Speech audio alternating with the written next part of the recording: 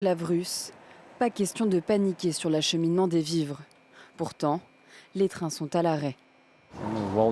Je ne suis pas inquiet, tout le monde y était préparé. Je ne sais pas pourquoi le gouvernement russe n'en parle que maintenant et pourquoi il est si choqué.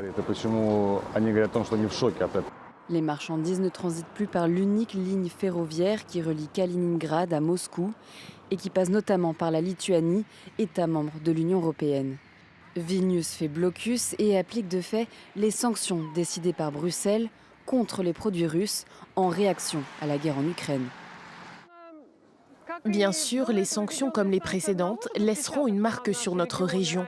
Les biens rares ne disparaîtront probablement pas, mais ce sera sur une courte période et je pense que le gouvernement trouvera une solution à cette situation très rapidement.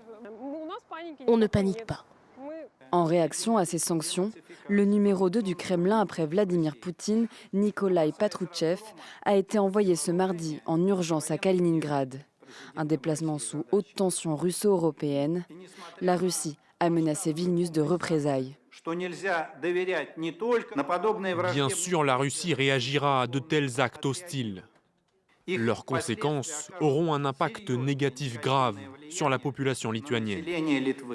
Le Kremlin a aussi convoqué l'ambassadeur de l'Union européenne en Russie pour se plaindre officiellement.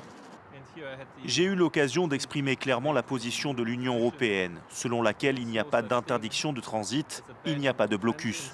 J'ai appelé la partie russe à rester calme. Alors que les sanctions européennes pleuvent depuis des semaines sur la Russie, celles sur Kaliningrad affectent particulièrement le président russe, car l'enclave est cruciale sur le plan géopolitique, une ville russe au cœur de l'Europe.